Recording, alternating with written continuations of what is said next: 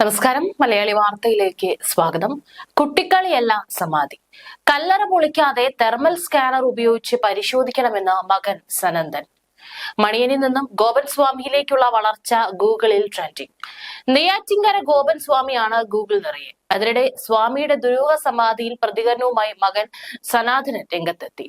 കല്ലറ പൊളിക്കാതെ പരിശോധിക്കണമെന്നും thermal scanner ഉപയോഗിച്ച് മനുഷ്യ സാന്നിധ്യം പരിശോധിക്കണമെന്നും മകൻ സനാതൻ ചാനൽ ചർച്ചയിൽ പറഞ്ഞു. അത് കല്ലറയല്ലെന്നും ഋഷിപീഠമാണെന്നും മകൻ പറഞ്ഞു.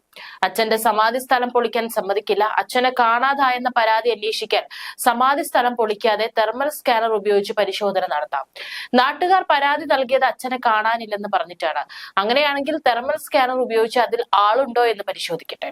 അച്ഛന്റെ ആഗ്രഹപ്രകാരമാണ് എല്ലാം ചെയ്തതെന്നും മകൻ സനതൻ പറഞ്ഞു. അച്ഛൻ മുൻപ് ചുമട്ട് തൊഴിലാളിയായിരുന്നു. ചെറുപ്പത്തിൽ അച്ഛനൊപ്പം വയലിൽ പണിക്ക് പോയിരുന്നു. അങ്ങനെ എല്ലാ ജോലിയും ചെയ്തിരുന്നു. സമാധി ഇരുത്തിയതും മറ്റു കാര്യങ്ങളും എല്ലാം ചെയ്തതും ഞങ്ങൾ തന്നെയാണ്. ഋഷിപീഠത്തിലാണ് അച്ഛൻ ഇരുന്നത്. അതിന്റെ മുകൾ ഭാഗം കെട്ടാൻ മാത്രമാണ് അല്പം ബുദ്ധിമുട്ടുണ്ടായിരുന്നത്.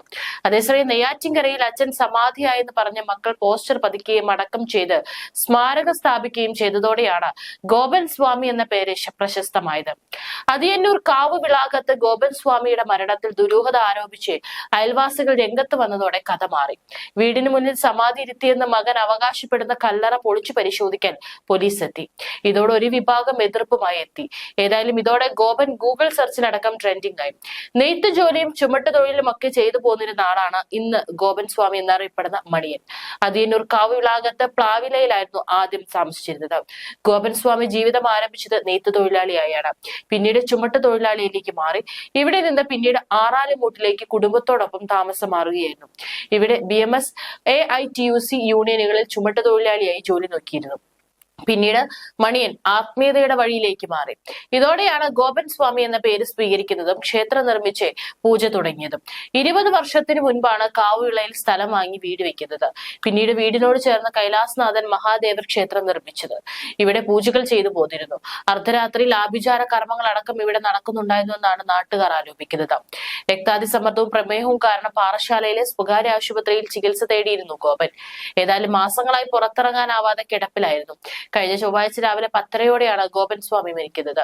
അച്ഛൻ നടന്നാണ് സമാധി പീഠത്തിൽ ഇരുന്നതെന്നും തന്നെ നെറുകയിൽ കൈവച്ച് അനുഗ്രഹിച്ചിരുന്നുവെന്നും പൂജാരിയായ മകൻ രാജശേഖരൻ പറഞ്ഞു.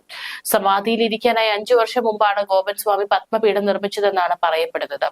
ഗോപന്റെ കല്ലറ പൊളിച്ച് പരിശോധിക്കണമെന്ന നിലപാടിൽ തന്നെയാണ് പോലീസ്.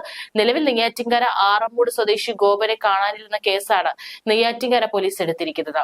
നാട്ടുകാർ നൽകിയ പരാതിയിലാണ് കേസെടുത്തത്. ഗോപൻ സ്വാമി വ്യാഴാഴ്ച രാവിലെ 11 മണിയോടെ നടന്നുപോയി കല്ലറയിൽ ഇരുന്ന് സമാധിയായെന്നാണ് മകൻ ആദ്യം രാജസേനൻ പറഞ്ഞത്. എന്നാൽ ഗോപൻ അതീവ ഗുരുതരാവസ്ഥയിൽ കിടപ്പിലായിരുന്നെന്നും വ്യാഴാഴ്ച രാവിലെ പോയി കണ്ടിരുന്നെന്നുമാണ് അടുത്ത ബന്ധുവിന്റെ മൊഴി. വീട്ടുകാരുടെയും അടുത്ത ബന്ധുക്കളുടെയും പരസ്പര വിരുദ്ധമായ മൊഴിയാണ് പോലീസിന് മുന്നിലുള്ളത്.